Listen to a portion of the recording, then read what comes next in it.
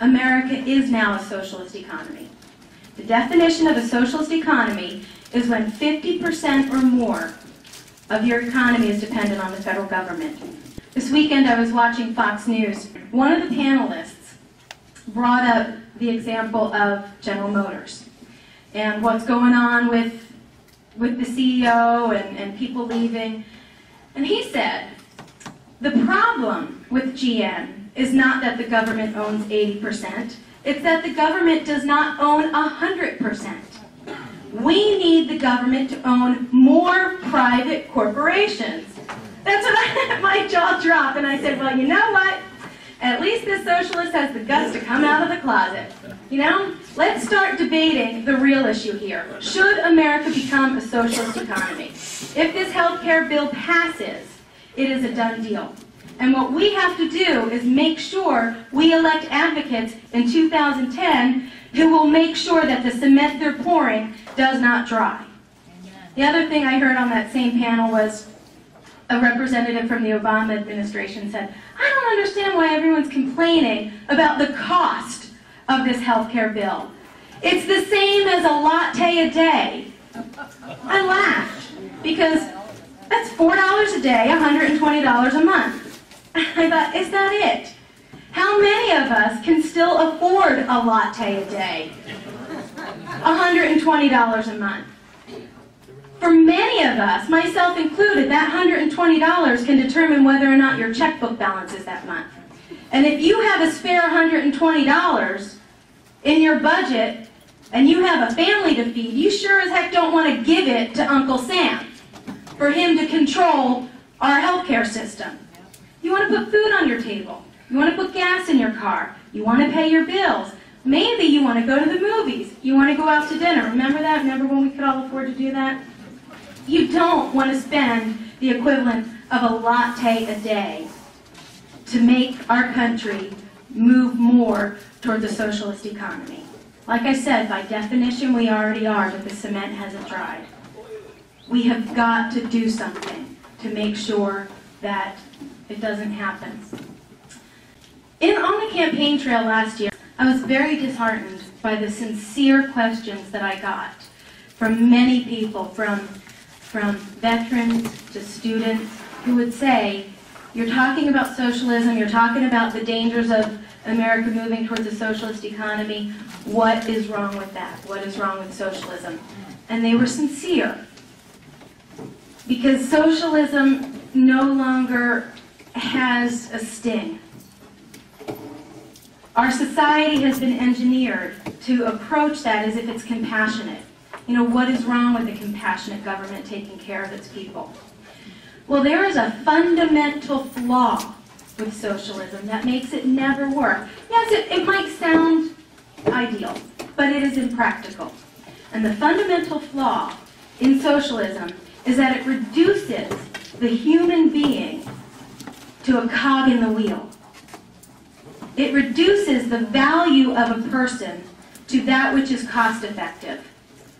The announcement yesterday that women under 50 should not get mammograms because it is not cost effective should send a loud message to everybody what's in store if that health care bill passes.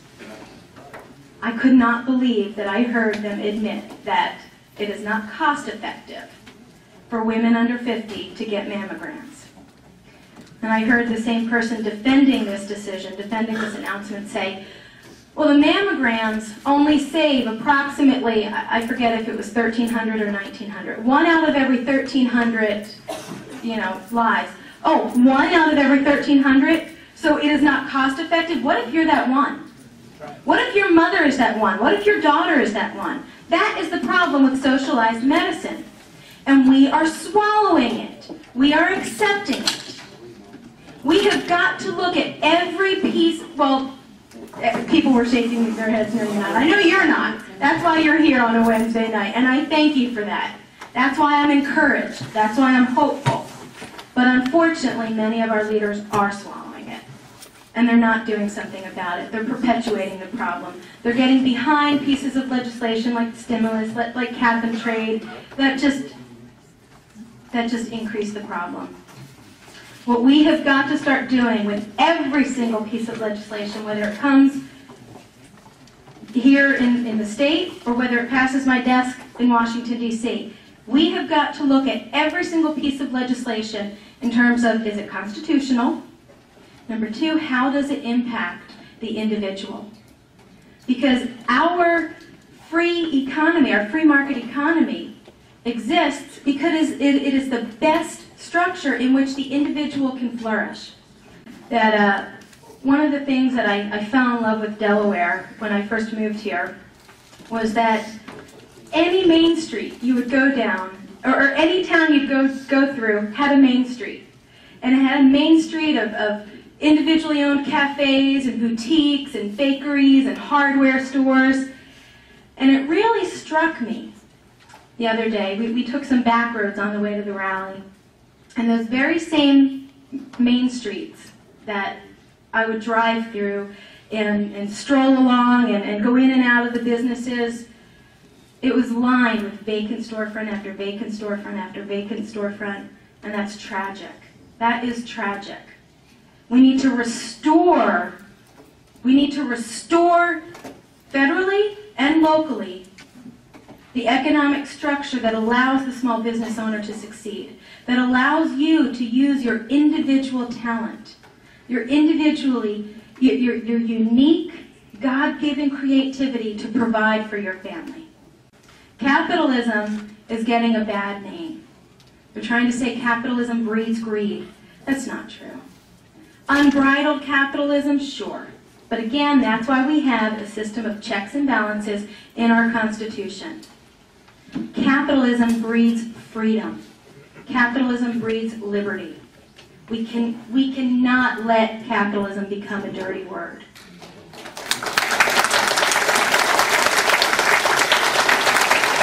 Under a socialist economy, the people exist to empower the government.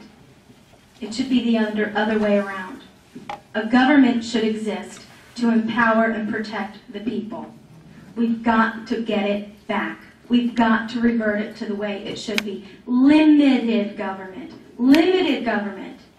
Not this bloated, out of control government that we see Barack Obama and his administration expanding left and right. It's going to get to the point where it's going to suffocate us. But I'm very hopeful. I'm very hopeful in what we can do. I am an unconventional candidate, that is for sure, but these are unconventional times. Never before, I really mean this, never before is what our nation facing been so defining since the founding of our country. And at the founding of our country, men and women sacrificed. They sacrificed their lives. How many of you are familiar with Nathaniel Greene? Do you know him? Okay. Nathaniel Greene won the South. And what he did was he saw his troops in the Revolutionary War. Well, he saw his troops outspent, exhausted by the British. They were, beautifully equipped. They had their wonderful uniforms. Every time they marched into battle, they had their fife and drum. The morale was low. What he did was he went to the men and women in the Appalachian, and he said, you may be poor, but you can leave a legacy for your grandchildren's grandchildren. You can leave an inheritance of freedom and independence. And if you read some of his writings, he talks about how these men, would run onto the battlefield, many of them with holes in their shoes, many of them with their toes exposed. And he would write about how often they would eat the lice in each other's hair for protein. But they would not give up. And they won by exhausting the British troops. Because what they could not match dollar for dollar, they matched in enthusiasm, commitment, and a long-term vision for what we're going to leave our children. And that's what I'm asking you to do today. I need you to sacrifice right along with me to leave a legacy, to return America back to what she once was.